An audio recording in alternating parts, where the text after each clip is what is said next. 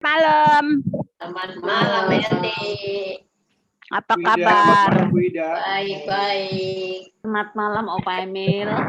Bu Ida, selamat malam. Opa Emil, selamat malam. Malam juga Bu Eti. Selamat malam Bu Lis, selamat malam. Selamat malam Bu Lis. Bu Eti diabseni satu-satu Bu Eti. Halo. Selamat malam Bu Frida. Ayo Bu Eti. Ya. Diabsen Bu Eti. Malam semua. Malam Bu Frida. Malam. Kalau absen rugi Pak. Pak Yonatan, ya ilas ini. Halo.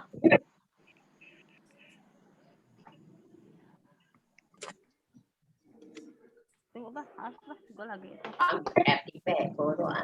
Selamat malam Bu.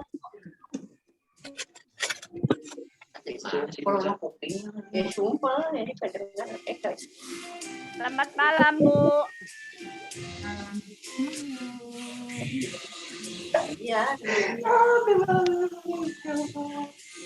Selamat malam Pak Andi Tigor Lubis. Ya. Bentar ya. Masih main no.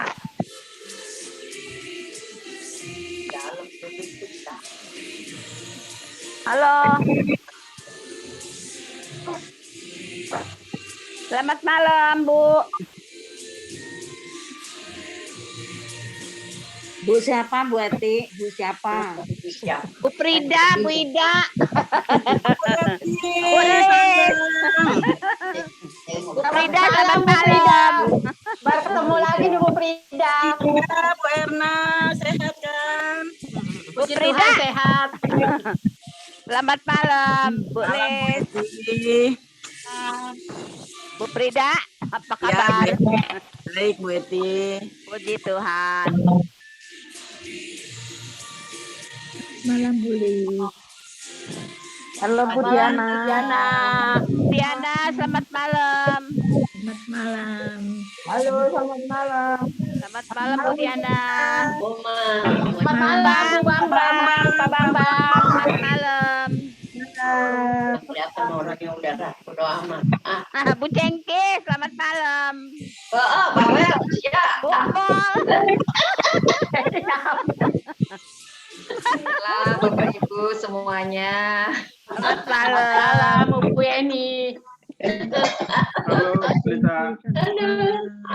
Pak Emil, selamat malam. Halo Pak Yosi, baru kelihatan. Ada Pak Yosi, Pak Yosi. Yang lagi Selamat cuti. malam. Apa kabar Pak Yosi?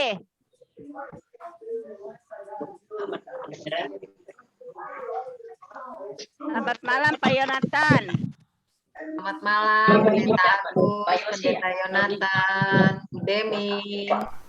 Selamat Freddy. malam Pak Suryo. Halo Mbak Freddy. Selamat malam, Pak Leo. Halo. Pak Leo, selamat malam. Apa kabar? Sehat Bu. Tuhan. Puji Tuhan. Ibu Marpa, selamat malam. Malam Bu Eti. Lagi ngabsen. Oh, kan gini nggak ketemu ya, Bu?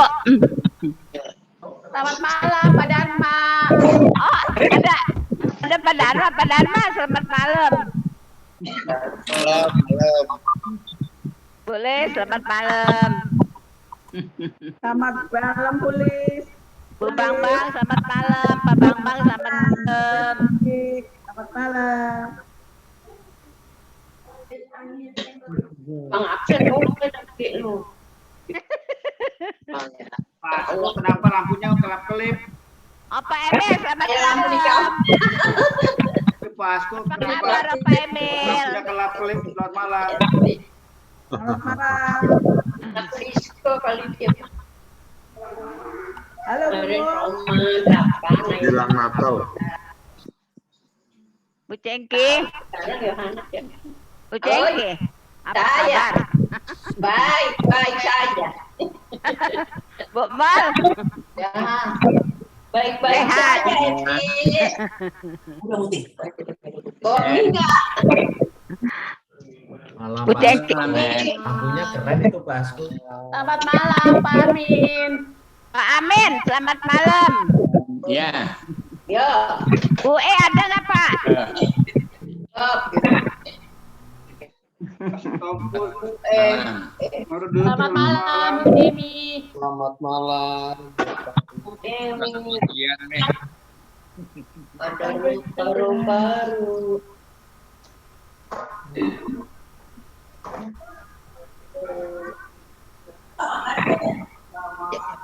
Selamat malam Pak.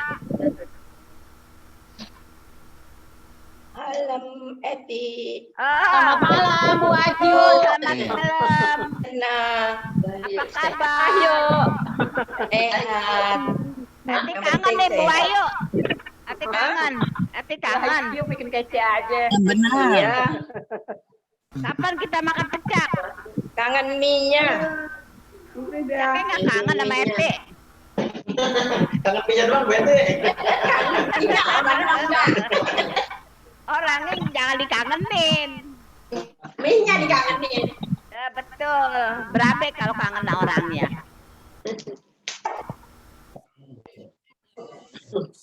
Pak Agus ada nggak ya? Pak Agus, selamat malam. Selalu gede.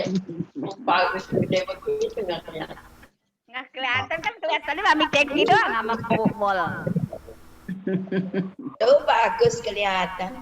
Bagus siapa Bu? Selamat malam Bapak Pendeta Agus. Malam Bu Tati Mulyati. Selamat malam yang suci. Selamat malam Bu Ronald. Ini mau coba. Bu Cengki. Saya. Malam.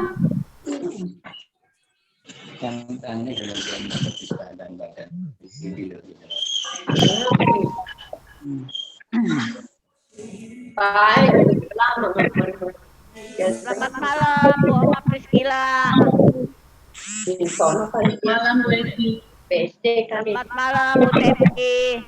Selamat Selamat malam Bu Iren. Boleh, selamat malam. Halo Bu Diana. Selamat malam. Selamat malam Bu Ida. Selamat Malam, Bu. Selamat malam, Bu Ida. Selamat malam Bapak Ibu semuanya. Selamat malam Bu Dewi. Selamat malam, Bu. Malam Bu Bu. Dewi. Ida lagi di mana? Aku pakai masker. Ibu. Selamat malam. Selamat malam Bu Wen. Bu Eni. Pak Purnama. Malam Bu Ida. Halo Bu Selamat Ida. malam Bu Diana. Bang Bang. Bang Bang selamat malam. Pak Bang Bang selamat malam.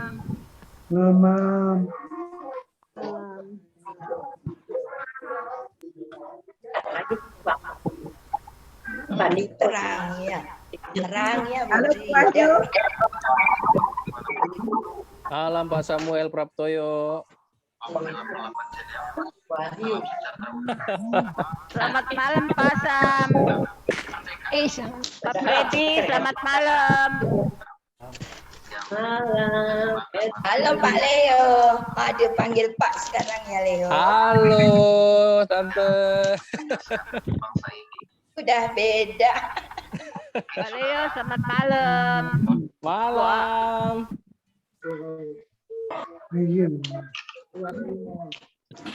Wahyu itu sendirian itu. Jadi sama pembantu.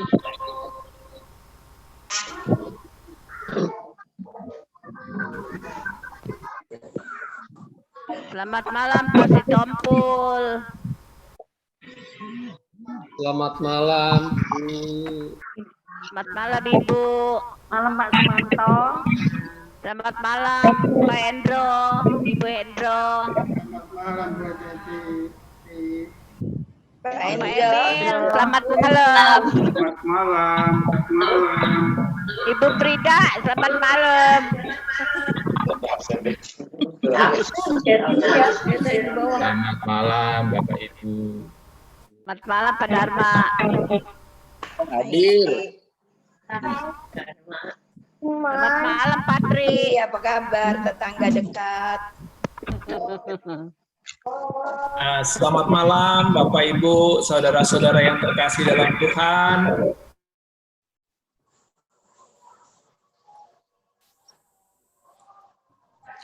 Unmute. Unmute. Mas Devi.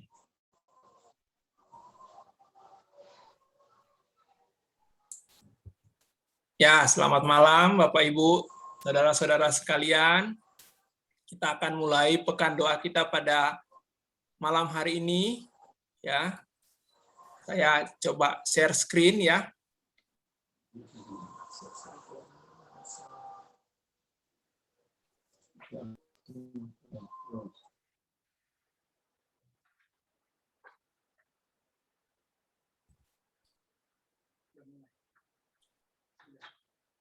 Ya. Ibadah pekan doa kita pada malam hari ini, pada pekan doa hari ke-6, akan mengambil tema Roh Kudus bagai air. Roh Kudus bagai air diambil dari Yohanes 7 ayat 37 sampai 39. Refleksi firman Tuhan akan dibawakan oleh Bapak Arwan Dongoran. Metode yang digunakan adalah metode dengan kata kunci iman, pengharapan, dan kasih.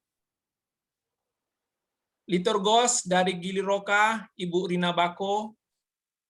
Pemusik dan PNJ dari Nusa Loka, Ibu Dina Sitopu, Clarissa dan Carlo Hareva. Pendoa syafaat dari Pagedangan, Bapak Thomson Situmorang, dan Ibu Purnamawati Hasugian. Inilah yang akan mengisi acara pekan doa kita pada malam hari ini. Namun sebelum pekan doa kita mulai, saya membacakan tata tertib pekan doa pada malam hari ini. Mohon Bapak Ibu menonaktifkan fitur mikrofon atau mute agar tidak ada gangguan selama pekan doa ini. Mohon juga bisa mengaktifkan fitur video agar kami bisa melihat wajah Bapak Ibu sekalian, saudara-saudara sekalian. Untuk pekan doa hari ke-6 ini, tidak ada sesi tanya-jawab seperti pekan doa sebelum-sebelumnya. Demikian tata tertib untuk pekan doa. Selamat mengikuti pekan doa hari ke-6. Kiranya Tuhan memberkati kita semua.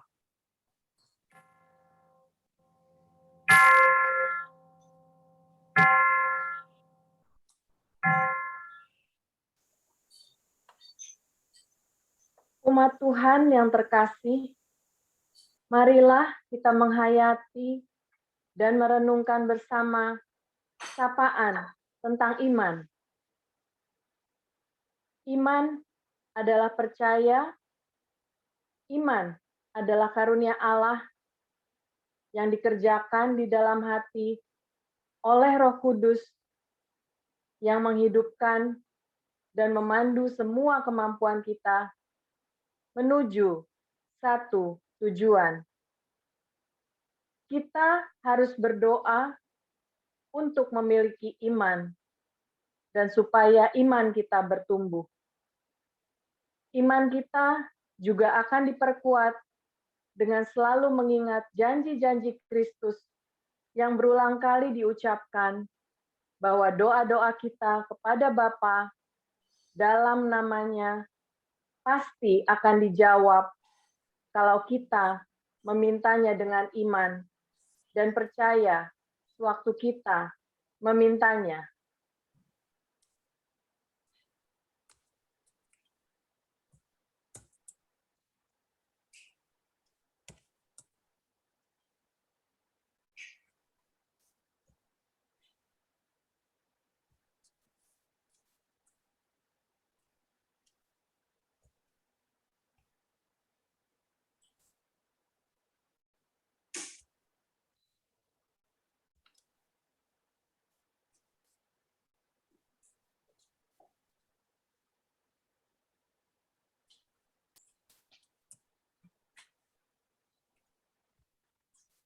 Silakan Bu Dina. Kelihatan share saya, Bu? Ya, baik Pak.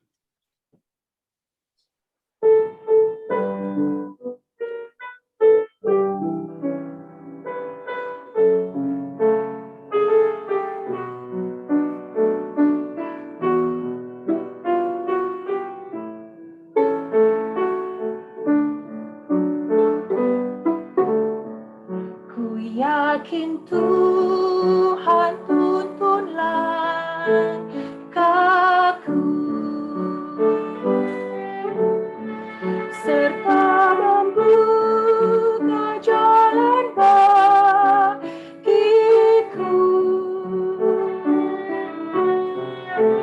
Jika sungguh berserah dan berdoa padanya, Tuhan membuka jalan bagiku.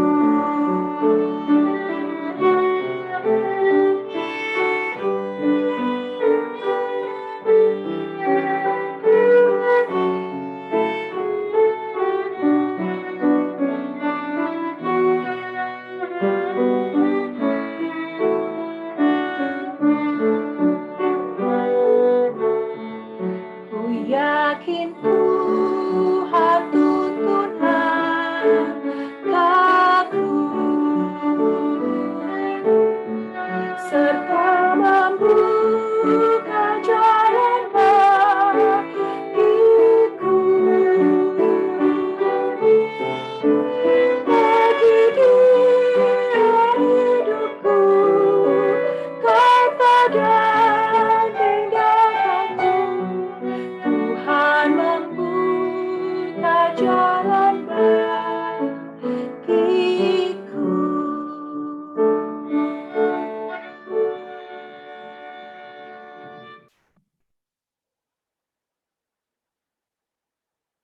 Umat Tuhan yang terkasih, pengharapan menjadi hal penting dalam kehidupan.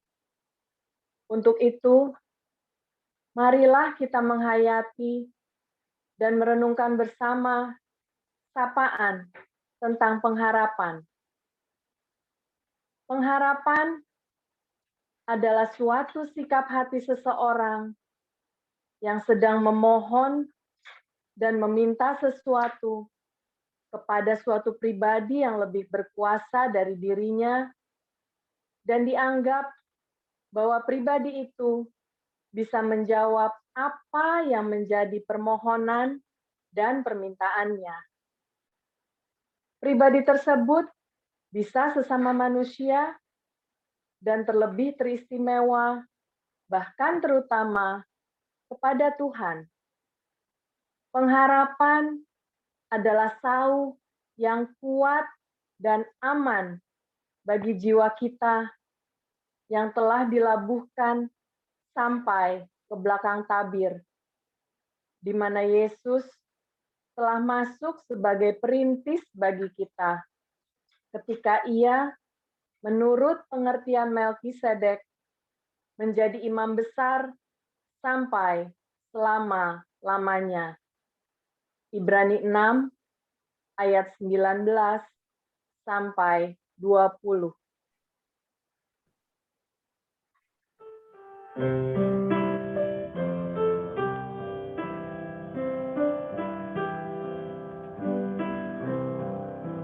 Jalan hidup tak selalu tanpa kabut yang pekat.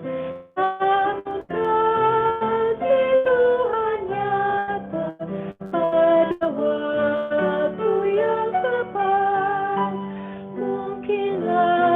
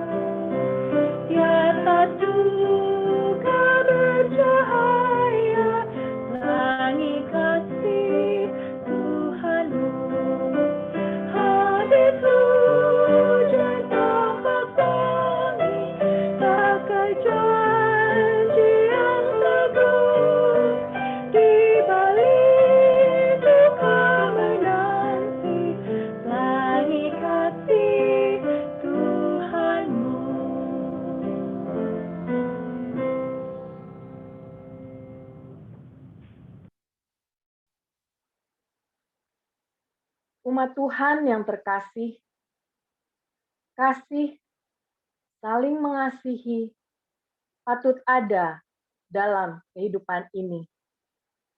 Sebagai respon kita atas kasih Allah, marilah kita menghayati dan merenungkan bersama sapaan tentang kasih. Gambaran tentang kasih telah diberikan oleh Allah kita yang telah memberikan anaknya yang tunggal untuk menebus dosa manusia. Hal ini membuat kasih itu menjadi hal yang nyata, bukan hanya ucapan saja. Sebagai subjek yang telah menerima kasih Allah, sudah sewajibnya kita memelihara kasih itu dalam kehidupan. Mari bertumbuh bersama dalam kasih Tuhan dengan saling mengasihi.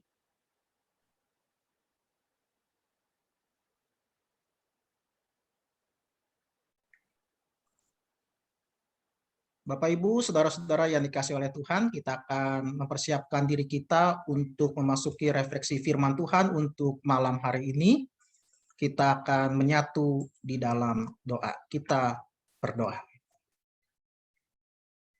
Bapa Surgawi, Bapa yang makasih, ketika kami boleh menatap perjalanan hidup kami yang telah kami lewati Tuhan, dengan segala lika-liku kehidupan kami, nyata Tuhan kami bisa melewati itu semua oleh karena campur tangan Tuhan dan penyertaan Tuhan dalam hidup kami. Demikian juga Tuhan ketika kami ada sebagaimana kami ada saat ini Tuhan dengan segala keberadaan kami, dengan kesehatan dan sukacita yang Tuhan anugerahkan buat kami. Kami juga mengimani Tuhan bahwa itu semua terjadi bukan karena kekuatan kami semata, tetapi karena penyertaan dan tuntunan Tuhan dalam kehidupan kami. Demikian juga Tuhan ketika kami boleh mencoba melihat dan menatap ke depan terhadap hidup kami yang belum kami jalani, kami juga bisa melihat bahwa Allah yang sama, Allah yang telah menuntun kami dari dulu hingga sekarang adalah Allah yang tetap setia pada janjinya, Allah yang tetap setia menyertai kehidupan kami. Keyakinan iman itu pula Tuhan yang kami pegang saat ini. Ketika kami hendak membaca dan merenungkan firman Tuhan, kami percaya kuasa Roh Kudus-Mu yang menuntun kami, yang menolong kami, sehingga kami boleh mengerti firman Tuhan dan terlebih dimampukan untuk menjadikannya hidup dalam keseharian kami.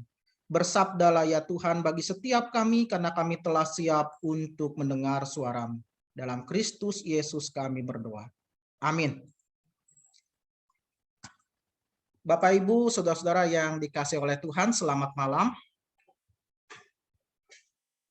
Dan hari ini kita akan masuk di dalam refleksi firman Tuhan yang mengambil tema Roh Kudus bagi air. Saya mengajak kita untuk membaca bagian Alkitab yang sudah saya siapkan di slide. Bapak Ibu bisa ikut membaca bersama saya. Kalau Bapak Ibu ingin membaca langsung di dalam Alkitab, saya persilahkan. Di bawah judul perikop air sumber hidup, Yohanes pasal 7 ayat 37 sampai dengan ayat 39. Dan pada hari terakhir, yaitu pada puncak perayaan itu, Yesus berdiri dan berseru, "Barang siapa haus, baiklah ia datang kepadaku dan minum. Barang siapa percaya kepadaku, seperti yang dikatakan oleh kitab suci, dari dalam hatinya akan mengalir aliran-aliran air hidup." Yang dimaksudkan ialah Roh yang akan diterima oleh mereka yang percaya kepadanya, sebab Roh itu belum datang karena Yesus belum dimuliakan. Demikian pembacaan firman Tuhan. Bapak, Ibu, saudara-saudara yang dikasihi oleh Tuhan, dengan sukacita saya menyapa dan menyambut Bapak Ibu pada Pekan Hari Pentakosta, hari yang terakhir ini. Judul ini bagi saya pribadi sangat menarik karena diberi judul Roh Kudus bagi air. Karena biasanya kita menggambarkan Roh Kudus itu seperti angin atau api. Kalau kita ingat peristiwa Pentakosta ketika Roh Kudus dicurahkan kepada para murid, orang percaya, dan kita saat ini, kita masih ingat peristiwa itu Roh Kudus hadir dalam sebuah fenomena bunyi seperti tiupan angin keras. Jadi bukan angin kerasnya tapi bunyinya, tiupan angin keras dan lidah-lidah dalam bentuk nyala api. Jadi bukan nyala apinya tetapi lidah-lidahnya dalam bentuk nyala api. Jadi seolah-olah ingin mengatakan kepada kita semua bahwa Roh Kudus itu seperti angin. Angin adalah sesuatu yang tidak terlihat. Ya, kita tidak akan bisa melihat angin, tetapi angin itu dapat kita rasakan dan kita dengar. Sebaliknya, api adalah sesuatu yang bisa kita lihat dan bersifat menghangatkan, membakar, dan menghanguskan.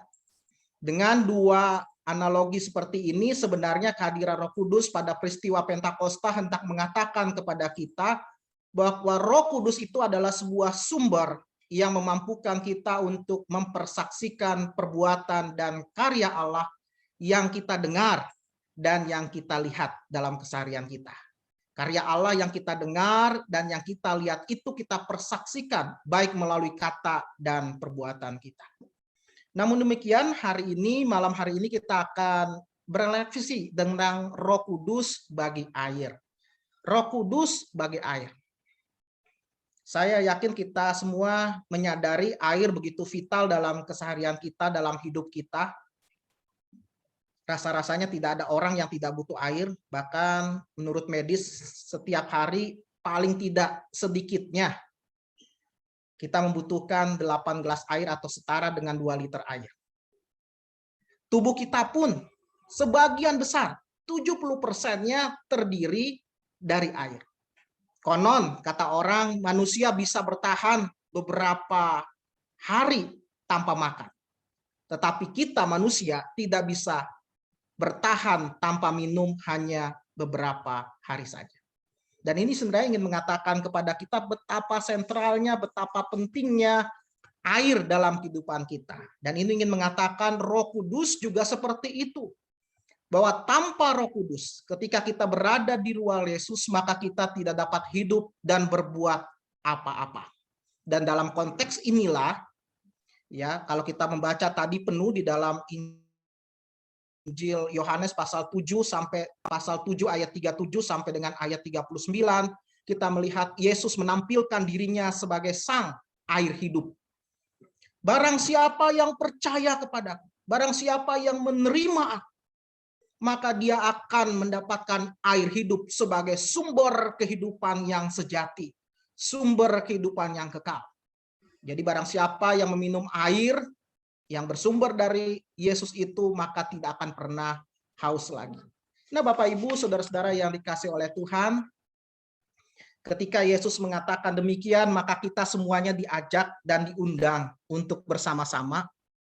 Slide berikutnya, Stevi.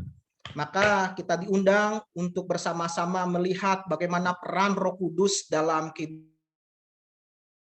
Menarik ketika Yesus mengatakan dan mengucapkan akulah air hidup, ini dalam konteks ketika umat Israel sedang merayakan pesta Pondok Daun. Nah, apa yang menarik dari pesta Pondok Daun ini ada 2 hal, Bapak Ibu. Jadi selain Paskah dan Pentakosta, umat Israel itu merayakan 3 hari terpenting dan terbesar dalam kehidupan mereka. Dalam pesta Pondok Daun, umat Israel itu meninggalkan rumah mereka. Jadi rumah mereka ditinggalkan sementara dan mereka tinggal di pondok-pondok yang sebagian besar terdiri dari daun dan ranting. Ya, ada atap di situ tetapi hanya sementara saja. Ya, selama 7 sampai 8 hari mereka tinggal di pondok daun itu. Dan tujuannya untuk mengingat mereka ketika mereka sedang mengembara di padang gurun. Waktu itu mereka tidak punya perlindungan sama sekali. Mereka tidak punya rumah. Satu-satunya pertolongan dan perlindungan mereka adalah Allah sendiri. Allah lah yang memungkinkan dan yang menolong umat sehingga di dalam perjalanan itu, di dalam pengembaraan itu, mereka sampai ke tanah perjanjian. Itu yang pertama, Bapak Ibu. Jadi pesta Pondok Daun mereka tinggal di pondok-pondok yang tidak permanen, yang hanya sementara saja untuk mengingat bagaimana perlindungan yang sesungguhnya, pertolongan yang sesungguhnya hanya berasal dari Allah saja. Dan yang kedua, sama seperti Pentakosta, mereka membawa hasil yang terbaik. Yang pertama, yang sulung, hasil pekerjaan mereka, hasil ternak mereka, hasil panen mereka, hasil bumi mereka. Dan itu diberikan kepada dan dibawa ke bait Allah sebagai persembahan. Ingin mengatakan bahwa sukacita mereka sesungguhnya berasal dari Allah saja. Dan yang menarik di dalam pesta Pondok Daun ini, seorang imam biasanya membawa air dalam satu kendi ke kolam Siloam dan kemudian dibawa lagi ke bait Allah, dan di bait Allah itu kemudian dipersembahkan sebagai korban persembahan. Dan tujuan dari ritual ini untuk mengingatkan umat Israel pada waktu ketika mereka menggarap. Air yang memancar dari batu-batu itu adalah karena tuntunan, karena kuasa, dan karena kehendak Allah. Dengan demikian, sebenarnya Yesus ingin mengatakan melalui perumpamaan ini, melalui kiasan ini, bahwa barang siapa haus, datanglah kepada aku, maka mereka tidak akan pernah haus sampai selama-lamanya. Nah, Bapak Ibu yang dikasih oleh Tuhan, yang jadi pertanyaan buat kita sekarang, apa sih atau siapa sih Roh Kudus itu sebenarnya? Dan saya yakin kita semua termasuk orang Kristen masih bimbang, masih ragu, masih belum yakin apakah dirinya saat ini dipenuhi oleh Roh Kudus, dikuasai oleh Roh Kudus atau tidak. Dan banyak gereja, denominasi gereja biasanya bertikai, ya saling tuding menuding, ya bahwa gerejanya, jemaatnya adalah gereja yang penuh Roh Kudus, sementara gereja yang lain tidak. Saya yakin juga Bapak Ibu bahwa bukan hanya saya, tapi Bapak Ibu sekalian juga mungkin sering mendengar akronim yang bernada ejekan tentang GKI. Ya, kalau saya sedang berbincang-bincang dengan teman-teman dari denominasi gereja yang lain, saya sering dicap, diberi label gitu ya. Oh, kamu GKI ya, gereja kurang iman katanya. Oh, kamu GKI ya, gereja kurang ilham.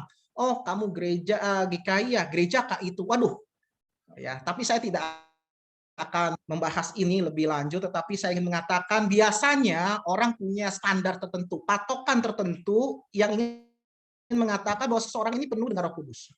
Bahwa gereja ini, jemaat ini penuh dengan Roh Kudus. Ketika saya berbincang-bincang, biasanya banyak di antara mereka mengatakan, pendeta kamu itu punya karunia nggak? Punya nubuat nggak? Jemaat kamu bisa bahasa roh nggak? Ya, itu biasanya pertanyaan-pertanyaan yang diajukan untuk mengatakan bahwa standar gereja atau orang yang sudah dipenuhi oleh Roh Kudus ya seperti itu. Nah, Roh Kudus itu sebenarnya adalah hakikat dari Allah sendiri.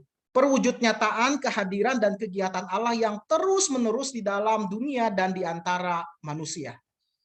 Kalau kita ingat ya rumusan Tritunggal, Trinitas, bahwa Allah yang kita imani itu adalah Allah yang berada di atas, yang transenden, pencipta, yang tidak terjangkau.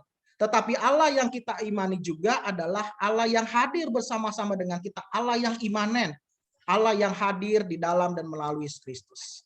Tetapi Allah yang kita imani juga adalah Allah yang menopang dari dalam. Nah, Allah yang menopang dari dalam diri manusia inilah yang kita kenal, kita imani sebagai Roh Kudus. Roh Kudus adalah Allah yang menopang dari dalam diri kita, yang bekerja melalui seluruh hidup kita, seluruh diri kita, akal dan perasaan kita, tubuh dan jiwa kita. Menarik Bapak Ibu, dalam ibadah Pentakosta beberapa tahun yang lalu saya memberikan sebuah simulasi, mudah-mudahan Bapak Ibu masih ingat, kalau nggak ingat saya akan ulangi lagi Bapak Ibu, bahwa seorang teolog, seorang pastor Amerika Serikat pernah menggambarkan gimana sih kira-kira kalau Roh Kudus itu bekerja dalam diri manusia, ya. Jadi seperti tablet Bapak Ibu, vitamin, suplemen, katakanlah begitu, ya. Sebelum itu kita rasakan, mampu kita celupkan dulu ke air, ya. Kemudian dia akan melebur, dia akan menyatu dengan air. Dan air itu tidak berubah Bapak Ibu. Airnya tetap air, tetapi yang berubah adalah warnanya, yang berubah adalah rasanya, yang berubah adalah khasiatnya. Nah, seperti itu Bapak Ibu, ketika kita dikuasai, ketika kita dipenuhi oleh Roh Kudus. Diri saya secara fisik bentuk luarnya tidak akan pernah berubah, Bapak Ibu. Kalau saya dipenuhi oleh Roh Kudus, tidak serta-merta wajah saya lebih ganteng, ya tidak. Tidak serta-merta badan saya lebih kekar, tidak. Tidak serta-merta saya lebih tinggi, tidak, Bapak Ibu. Saya tetap saya. Ya, fisik saya tetap seperti itu, tetapi ada yang berubah. Yang berubah adalah perilaku hidup saya, transformasi hidup saya, Bapak Ibu. Hidup yang menghasilkan buah-buah roh, kasih, sukacita, damai sejahtera, dan sebagainya, Bapak Ibu. Nah, inilah Bapak Ibu, sebenarnya Roh Kudus itu bekerja. Dan Roh Kudus itu tidak lain sebenarnya adalah anugerah karena kemurahan Allah semata. Bukan karena prestasi kita. Bukan karena kita layak. Bukan karena kita mampu. Tetapi semata-mata karena Tuhan sendiri yang menganugerahkan itu kepada kita. Jadi semacam kado, Bapak Ibu, ya. Kalau Bapak Ibu dapat kado biasanya diapain, Bapak Ibu? Segera dibuka kan? Dibuka, ya. Kemudian dilihat gitu ya, kemudian dimanfaatkan. Nah, pertanyaan kita, Bapak Ibu. Ketika Roh Kudus itu ada dan hadir dalam hidup kita, apa yang kita lakukan? Mengucap syukur, meresponinya dengan baik, Bapak Ibu? Atau jangan-jangan sama seperti kado yang kita terima, kita belum buka bungkusnya. Kita diamkan begitu saja. Ya, Roh Kudus tidak dibiarkan bekerja dalam hidup kita. Roh Kudus adalah anugerah Tuhan sehingga, Bapak Ibu, kita beriman kepada Tuhan. Kita semakin beriman kepada Tuhan. Itulah Roh Kudus. Roh Kudus memampukan kita supaya kita semakin beriman kepada Tuhan. Dan Roh Kudus juga memampukan kita supaya kita tetap berpengharapan pada janji-janji Allah. Dan Roh Kudus juga pada akhirnya memampukan kita untuk semakin mengasihi Tuhan dan sesama. Inilah 3 kata kunci, Bapak Ibu, yang diungkapkan melalui sapaan tentang kasih, pengharapan, dan iman. Nah, kita mulai dari yang pertama, Bapak Ibu. Roh Kudus itu memampukan kita untuk semakin mengimani siapa Tuhan kita Yesus Kristus. Pekerjaan Roh Kudus, Bapak Ibu. Jadi kalau Bapak Ibu percaya kepada Yesus menurut Rasul Paulus, ini semata-mata karena pekerjaan Roh Kudus. Roh Kuduslah yang memampukan kita sehingga kita bisa mengucapkan Yesus adalah Tuhan dan Juru Selamat pribadi kita. Dan begitu pentingnya iman, Bapak Ibu, sampai-sampai saya ingin mengatakan tidak ada seorang pun kita orang Kristen yang layak disebut sebagai orang Kristen, pengikut Kristus, kalau tidak punya iman. Sama seperti perpustakaan, Bapak Ibu, kalau nggak ada buku itu nggak layak disebut perpustakaan. Perpustakaan yang harusnya ada buku. Gitu ya. Sama seperti prajurit, Bapak Ibu, tidak layak disebut prajurit kalau seandainya dia tidak punya senjata.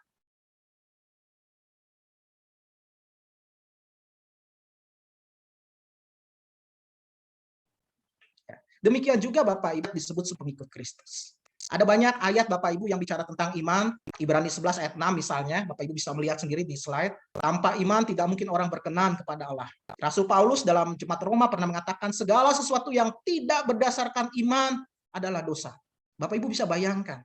Segala sesuatu yang kita katakan, yang kita pikirkan, dan yang kita lakukan kalau tidak didasarkan iman, bukan saja tidak berkenan kepada Allah, tetapi juga adalah dosa. Ya, itu sebabnya Ibrani 11 ayat 1 yang seringkali didefinisikan sebagai definisi iman, Bapak Ibu, ya, mengatakan iman adalah dasar dari segala sesuatu yang kita dan bukti dari segala sesuatu yang tidak kita lihat. Bapak Ibu, perhatikan baik-baik kalimatnya. Iman adalah dasar dari segala sesuatu yang kita harapkan. Harapkan dan segala sesuatu yang tidak kita lihat. Kalau yang diharapkan Bapak Ibu sudah ada? Belum. Yang belum dilihat sudah ada? Belum tahu. Ya. Jadi iman itu bicara sesuatu yang belum ada, belum terjadi, belum dilihat. Namun dengan iman kita percaya sesuatu itu pasti ada. Sesuatu itu pasti terjadi. Kapan dan bagaimana kita tidak tahu. Itulah orang beriman, Bapak Ibu. Ya, sampai-sampai Yesus pernah mengatakan iman sebesar biji sesawi saja, biji sesawi Bapak Ibu, itu biji yang sangat kecil banget ukurannya Bapak Ibu, itu katanya ya bisa memindahkan gunung Bapak Ibu. Ya, iman seperti biji sesawi saja bisa memindahkan gunung. Kalau saya berandai-andai iman Bapak Ibu misalnya sebesar sebesar gunung misalnya, itu bisa memindahkan apa? Saya nggak tahu Bapak Ibu. Ya, biji sesawi aja bisa mindahin gunung gitu Bapak Ibu. Iman artinya dengan iman segala sesuatu tidak ada yang mustahil di hadapan Tuhan. Nah, Bapak Ibu yang dikasih oleh Tuhan, orang beriman itu yakin ya bahwa sesuatu itu pasti terjadi. Walaupun dia tidak tahu kapan dan bagaimana Tuhan menjadikan itu. Menarik sekali Bapak Ibu kalau Bapak Ibu mempelajari asal-usul kata iman Bapak Ibu. Kata iman itu asal usul katanya itu sama berasal dari kata aman dan amin. Wah, kebetulan di sini ada Pak Amin ya, gitu ya. Aman, iman, amin itu punya satu akar kata yang sama. Ya, kalau Bapak Ibu berdoa amin, Bapak Ibu yakin kan doanya akan dijawab dan didengar oleh Tuhan, didengar dan dijawab oleh Tuhan, yakin. Walaupun kita nggak tahu bagaimana nanti Tuhan menjawabnya. Ya. Jadi ketika kita berdoa, kita meyakini bahwa Tuhan pasti mendengar dan menjawab doa-doa kita. Nah, iman itu Bapak Ibu digambarkan seperti antena Bapak Ibu. Seorang reformator gereja, reformator gereja pernah mengatakan iman itu seperti antena Bapak Ibu. Bapak Ibu tahu ya fungsi antena, dia akan menangkap sinyal, ya gelombang supaya kita bisa merasakan, ya mendapatkan sesuatu di situ. Jadi iman itu seperti antena Bapak Ibu, membuat kita peka, membuat kita sadar, merasakan dan meresponi setiap panggilan, kuasa dan kasih Allah dalam hidup kita. Dan inilah yang disebut dengan iman Bapak Ibu. Dan iman itu Bapak Ibu tidak lahir begitu saja. Next. Ya Bapak Ibu, iman tidak lahir begitu saja, bahwa iman itu lahir dari pengharapan dan janji-janji Allah. Dan ini ada hubungan yang sangat dekat Bapak Ibu, tidak terpisahkan antara iman dan pengharapan. Orang yang beriman adalah orang yang punya pengharapan. Orang yang beriman adalah orang yang percaya akan janji-janji Tuhan. Bahwa janji-janji itu akan digenapi. Bahwa pengharapan itu akan tiba pada waktunya. Nah, sekarang saya ingin bertanya, Bapak Ibu tolong jawab di dalam hati. Kalau Bapak Ibu tadi memperhatikan sapaan tentang pengharapan, Bapak Ibu pasti tahu apa simbol yang dipakai Alkitab untuk pengharapan. Ya, kalau di slide itu saya sudah menuliskan dalam versi bahasa Inggris, Bapak Ibu bisa lihat ya. Pengharapan itu sau Bapak Ibu, digambarkan seperti sau. Ya, sau itu adalah satu bagian dari jangkar ya yang sering dipakai di kapal Bapak Ibu. Bapak Ibu tahu ya kapal gitu ya. Kalau sedang bersandar, berlabuh, itu jangkar itu akan dilepaskan. Apa fungsinya Bapak Ibu? Supaya kapal itu tidak apa Bapak Ibu? Tidak pindah-pindah, tidak goyang-goyang walaupun diombang-ambingkan oleh ombak yang paling ganas sekalipun Bapak Ibu, ya. Dia tetap akan berada di situ. Nah, pengharapan itu seperti itu Bapak Ibu. Walaupun kita diterpa dengan berbagai macam pergumulan, tekanan hidup Bapak Ibu, tetapi selama kita punya pengharapan Bapak Ibu, kita akan tetap beriman kepada Tuhan. Kita tetap meyakini bahwa rencana waktu Tuhan adalah yang terbaik dalam hidup kita. Ya. Jadi Bapak Ibu, jangkar itu adalah simbol pengharapan. Ya, tetapi jangan disalahartikan Bapak Ibu. Saya pernah mengatakan juga, saya khawatir nanti Bapak Ibu yang dari Sumatera sana karena biasa punya minuman atau minum gitu yang ada jangkarnya itu gitu ya, khawatir banget saya Bapak Ibu ya. Lalu mengatakan, wah itu tadi Pak Arwan bilang jangkar itu adalah minuman pengharapan, bukan itu maksudnya Bapak Ibu ya. Bukan, tetapi pengharapan itu membuat kita bisa bertahan. Next. Dan Bapak Ibu yang dikasih oleh Tuhan, pengharapan itu Bapak Ibu didasarkan pada janji. Ya. Kalau saya tanya Bapak Ibu, kalau Bapak Ibu lebih percaya pada Tuhan atau pada janjinya Bapak Ibu? Bapak Ibu lebih percaya janji Tuhan atau Tuhan yang berjanji Bapak Ibu?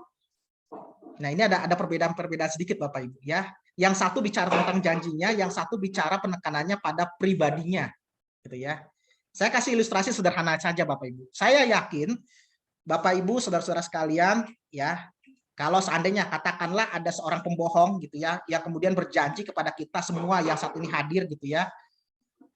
Bapak Ibu saudara-saudara sekalian, selama pekan 2 Pentakosta 6 hari tidak ada yang bolos akan dikasih uang Rp5.000 ya oleh si pembohong ini. Bapak Ibu percaya gak kira-kira? Walaupun uangnya kecil, gampang, Bapak Ibu pasti nggak percaya. Karena apa? Karena janji itu diucapkan oleh orang yang tidak bisa dipercaya, Bapak Ibu.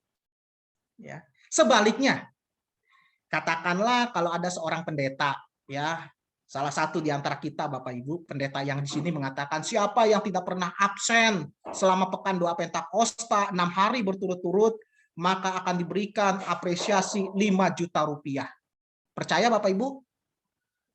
Harusnya percaya, ya, karena pendeta pasti nggak pernah bohong, ya. Pertanyaan saya adalah pendeta mana yang mengasih 5 juta itu ya adalah masalah yang lain, Bapak Ibu, ya. Nah, Bapak Ibu yang dikasih oleh Tuhan, iman melahirkan pengharapan, dan pengharapan itu membuat kita semangat dan berani. Kisah Pentakosta yang besok kita peringati, Bapak Ibu, menunjukkan hal itu. Para murid yang semula takut, dia sembunyi di ruangan tertutup. Para murid yang semula putus asa karena Kristus yang mereka imani sudah mati. Tapi pada akhirnya ketika mereka melihat dan mengalami kuasa kebangkitan Kristus, mereka menjadi orang-orang yang penuh semangat dan berani. Bahkan lebih nampak lagi ketika Roh Kudus itu dicurahkan kepada para murid pada peristiwa Pentakosta. Mereka semangat dan berani bersaksi tentang Kristus. Menarik sekali Bapak Ibu kalau saya melihat terjemahan dalam bahasa aslinya, kata Roh Kudus itu adalah semacam kekuatan dunamis, kekuatan para murid untuk bersaksi. Kata dunamis ini Bapak Ibu punya akar kata yang sama dengan dinamo. Punya akar yang sama dengan dinamit Bapak Ibu. Dinamo Bapak Ibu itu adalah benda yang kecil, tetapi dia bisa memutar sesuatu yang lebih besar Bapak Ibu. Dinamit sesuatu yang kecil, tetapi dia bisa meledakkan sesuatu yang lebih besar. Ingin mengatakan walaupun kita ini kecil Bapak Ibu, tetapi dengan kekuatan yang berasal dari Roh Kudus, semuanya tidak ada yang tidak mungkin bisa kita lakukan. Next. Nah Bapak Ibu yang dikasih oleh Tuhan, pada akhirnya Roh Kudus itu juga memampukan kita untuk mengasihi Tuhan dan sesama. Sapaan kasih tadi mengatakan bahwa pertama-tama kasih itu berasal dari Allah. Allah di dalam dan melalui Yesus Kristus mengasihi manusia. Dan saat ini juga Roh Kudus memampukan kita untuk mengasihi sesama. Memandang setiap orang, siapapun dia, terlepas dari latar belakang agama, terlepas dari latar belakang status sosial, ekonomi, budaya Bapak Ibu. Kita tetap melihat dia sebagai sesama yang perlu kita pedulikan, yang perlu kita perhatikan. Kisah Pentakosta Bapak Ibu ingin mengatakan hal itu. Ketika banyak umat berdatangan dari segala penjuru dunia, datang ke Yerusalem untuk beribadah. Dan ketika itu para murid diberikan kuasa menggunakan bahasa lain itu Bapak Ibu. Sehingga mereka bisa mempersaksikan siapakah Yesus Kristus bagi semua orang yang hadir. Bahasa tidak lagi menjadi kendala. Karena Roh Kudus yang memampukan mereka. Mereka menjadikan semuanya, siapapun itu, menjadi sesama bagi mereka.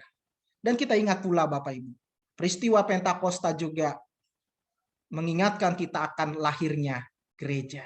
Gereja yang pertama, gereja yang perdana adalah gereja yang saling mengasihi. Mereka hidup tetap dalam kesatuan.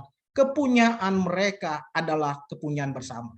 Bahkan catatan Kisah Para Rasul menyebut gereja yang perdana Bapak Ibu sangat disukai oleh semua orang. Disukai oleh semua orang. Ini pertanyaan buat kita Bapak Ibu. Sejauh mana gereja kita saat ini? Apakah gereja kita, diri kita sudah disukai oleh semua orang? Gereja yang pertama disukai oleh karena mereka bersaksi, karena mereka bersekutu dan melayani. Dan semua itu mereka lakukan menjadi berkat bagi sesama dan juga kemuliaan bagi Tuhan. Nah Bapak Ibu yang dikasih oleh Tuhan. Sebagai penutup Bapak Ibu. Next, Roh Kudus inilah Bapak Ibu yang sesungguhnya menolong kita. Memampukan kita. Sehingga kita semua bisa semakin beriman kepada Tuhan. mengimani Tuhan, memampukan kita untuk juga berpengharapan kepada Tuhan, berpegang pada janji-janji Tuhan. Seberat apapun, seaneh apapun itu Bapak Ibu, tidak masuk dalam pikiran kita mungkin. Tetapi Roh Kudus itulah memampukan kita tetap berpegang pada janji-janji Tuhan. Dan Roh Kudus itu juga yang memampukan kita untuk mengasihi sesama. Mungkin kita berat untuk melihat orang lain, apalagi mereka yang telah membenci kita. Mereka yang telah menyakiti hati kita. Tetapi Roh Kudus itulah yang memampukan kita Bapak Ibu untuk melihat siapapun mereka sebagai sesama bagi kita. Sungguh tepat Bapak Ibu, jika tema kita hari ini adalah Roh Kudus bagi air. Air itu menyejukkan Bapak Ibu. Air itu membersihkan. Dan terlebih Bapak Ibu, air itu juga yang senantiasa memberikan kita sumber kehidupan. Sehingga melaluinya Bapak Ibu, tanpa air itu kita tidak mungkin bisa melakukan apa-apa. Kita tidak bisa menjadi siapa-siapa. Tetapi Roh Kuduslah yang menolong kita menjadi umat percaya yang senantiasa diberkati dan menjadi sumber berkat bagi sesama kita. Kiranya Tuhan menolong kita. Amin.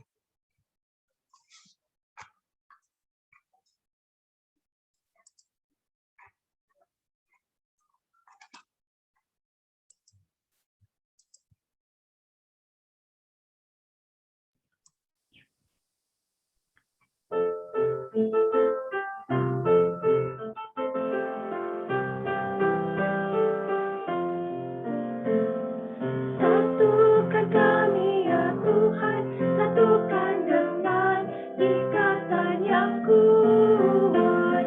Satukan kami ya Tuhan, satukan dengan kasih-Mu yang kekal. Allah yang Esa, Raja yang Esa, umat-Mu Esa, pujian bergema. Satukan kami ya Tuhan, satukan dengan ikatan yang kuat. Satukan kami ya Tuhan, satukan dengan kasih-Mu yang kekal.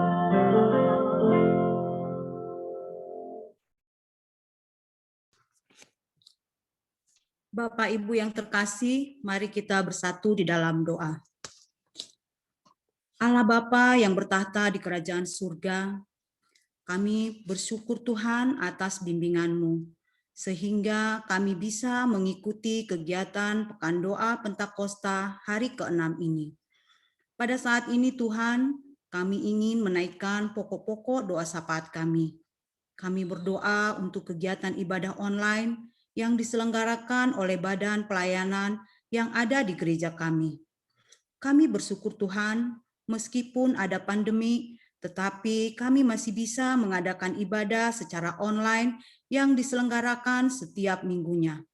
Berkati para pelayan Bapa, baik multimedia, pembawa firman, pemandu pujian, dan pemusik yang membantu kami dalam melakukan kegiatan ibadah online. Kami juga berdoa untuk rangkaian ibadah Paskah yang sedang kami jalani, khususnya ibadah Pentakosta yang akan kami lakukan pada tanggal 23 Mei yang akan datang. Kiranya tolong kami ya Tuhan, supaya kami siap untuk menerima Roh Kudus yang telah Engkau utus bagi kami. Berkati pelayan ibadah yang bertugas, supaya kiranya dapat memberikan yang terbaik dan dijauhkan dari berbagai halangan. Inilah doa kami, dengarkanlah ya Tuhan.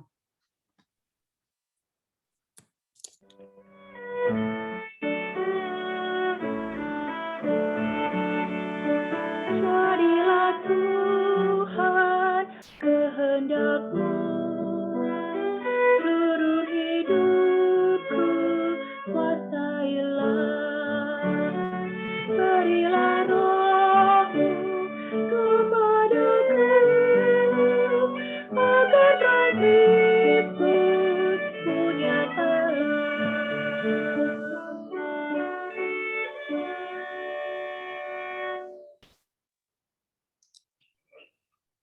Ya Tuhan, dalam rangkaian doa sahabat kami berdoa Tuhan untuk acara kebersamaan GK Serpong, yaitu Spiritual Journey to Holy Land Part 2, yang akan diselenggarakan pada tanggal 23 Mei pada pukul 16 WIB. Tuhan, berkatilah segala persiapan yang dilakukan sehingga dapat berjalan dengan baik. Begitu juga kami sebagai jemaat, kiranya dapat berpartisipasi aktif dalam acara tersebut. Biarlah acara ini menjadi suatu media dalam menambah keimanan kami lewat mengenang perjalanan-Mu, ya Tuhan. Kami berdoa Tuhan untuk aksi puasa Paskah yang telah dilakukan, ya Bapa. Kami berdoa supaya kiranya dana yang terkumpul dapat disalurkan dan dikelola dengan baik. Berkati Tuhan tangan-tangan yang mengelolanya, supaya dalam pengelolaan tersebut dapat berjalan dengan baik. Terima kasih Tuhan atas segala berkat dan rahmat-Mu. Jika sebentar lagi kami akan berpisah dari pertemuan daring ini Tuhan. Kiranya Tuhan yang selalu menuntun hidup kami dan mempersiapkan pribadi kami dalam menyambut hari Pentakosta. Inilah Tuhan doa kami yang kami alaskan di dalam nama anak-Mu Tuhan Yesus Kristus Tuhan kami. Amin.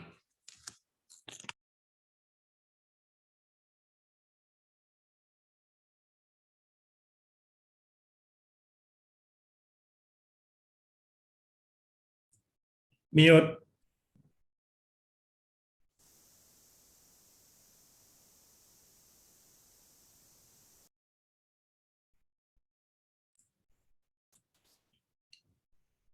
Unmute.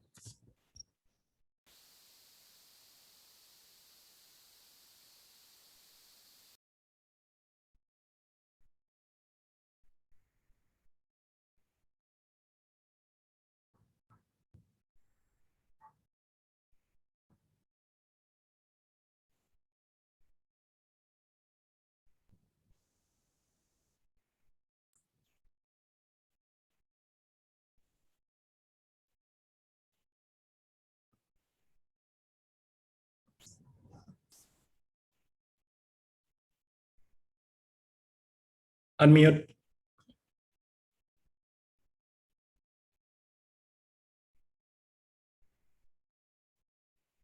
Switch ke Pak Stepi.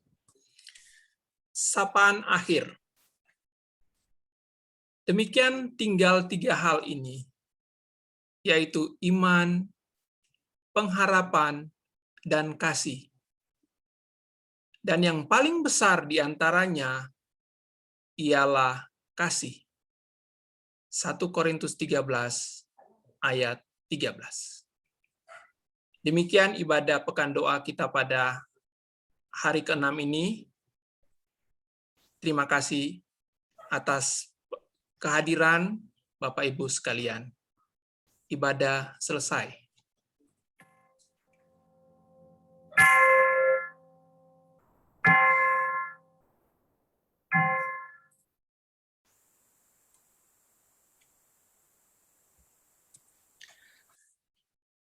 Kami dari panitia mengucapkan terima kasih kepada Bapak Ibu yang sudah terlibat dalam pelayanan Pekan Doa ke-6. Kami ucapkan terima kasih kepada Ibu Rina Bako sebagai liturgos dari wilayah Giri Loka, Bapak Arwan Dongoran sebagai pembawa refleksi firman Tuhan, Ibu Dina Sitopu, Clarissa Hareva, Carlo Hareva sebagai PNJ dan pemusik dari wilayah Nusa Loka, Ibu Purnamawati Hasugian sebagai pendoa syafaat dari wilayah Pagedangan, Bapak Thomson Situmorang sebagai pendoa syafaat dari wilayah Pagedangan. Kiranya Tuhan memberkati pelayanan Bapak Ibu dalam pekan doa hari ke-6 ini. Terima kasih juga kami ucapkan kepada Bapak Ibu dan saudara-saudari yang sudah hadir dalam pekan doa hari ke-6. Kiranya Tuhan memberkati kita semua. Terakhir, kita akan mendengarkan kata penutup dari panitia. Panitia sudah menyiapkan kata penutup dan informasi untuk kita semua. Silakan Pak Henry. Spotlight. Stop screen Pak Stevi, stop screen. Sebelumnya mungkin fitur audio, video bisa diaktifkan karena kita akan melakukan foto dari background. Selamat malam Bapak Ibu semua terkasih. Kita bangga menjadi saksi Kristus. Kita bangga menjadi jemaat GKI Serpong. Puji syukur kita panjatkan kehadirat Tuhan. Pekan doa hari pertama sampai ke-6 boleh berjalan baik dan lancar untuk kemuliaan Tuhan. Mari kita lanjutkan spirit dan semangat pekan doa dalam kehidupan kita dan keluarga kita masing-masing. Kami sangat mengapresiasi partisipasi Bapak, Ibu, Saudara semua dalam pekan doa dari hari pertama sampai dengan hari ke-6, di mana kami mempunyai data peserta sebagai berikut. Di hari pertama, jumlah peserta yang ikut ada 175 jemaat, hari kedua 158 jemaat, hari ketiga 171 jemaat, hari keempat 189 jemaat, hari kelima 200 jemaat, dan di hari ini diikuti oleh 172 jemaat. Sehingga total dari hari pertama sampai hari ke-6 ini, peserta yang ikut doa pekan doa 1065 jemaat. Kami ucapkan terima kasih atas partisipasi Bapak, Ibu, Saudara semua. Tidak lupa juga kami dari panitia mengajak Bapak, Ibu, Saudara-saudari terkasih untuk kita boleh bersekutu bersama pada hari Minggu tanggal 23 Mei pukul 9 pagi untuk hadir di ibadah Pentakosta. Ibadah Pentakosta yang akan ditayangkan secara live streaming melalui channel YouTube dan My TV. Dan pada tanggal yang sama 23 Mei 2021 pukul 4 sore. Sekali lagi saya sampaikan pukul 4 sore. Kami mengajak Bapak, Ibu, Saudara-saudari terkasih untuk hadir dan meramaikan di dalam acara puncak kebersamaan Pentakosta, yaitu melalui acara virtual Holy Land bagian kedua. Ojo lalio, sampai kita berjumpa. Makan nasi di warung tenda. Cakep. Ada asin dan terasi. 6 malam kita sudah duduk bersama. Kami panitia Paskah mohon pamit undur diri. Terima kasih.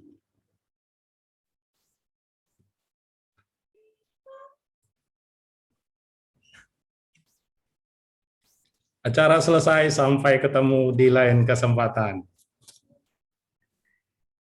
Lucu-lucu panitia. Terima kasih semuanya.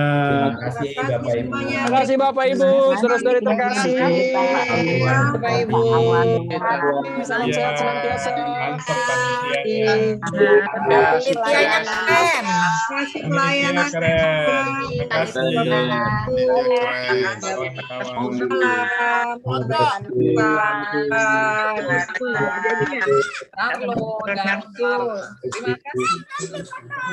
masuk lagi. Terima Kasih semuanya. Bye-bye. Panitia. Selamat malam. Panitianya hebat. Maaf. Terima kasih. Panitianya hebat.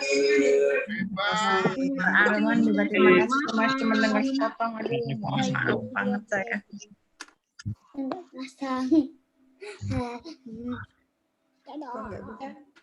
Bye bye.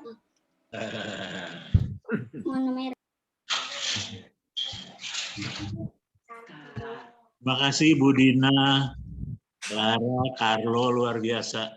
Terima kasih Pak Freddy. Ya, terima kasih Bu Dina, Pak Terima Arwan, kasih keluarga Harefa. terima kasih Pak Thompson, Situmorang, dan Ibu. Pak Arman, Dongaran, siapa semua panitia. Saya sempat nggak ikut sampai full, sorry banget. Terima kasih. Puji Tuhan bisa selesai sampai akhir. Ya, Bu. Terima kasih, Tante. Terima kasih, Tante. Leo.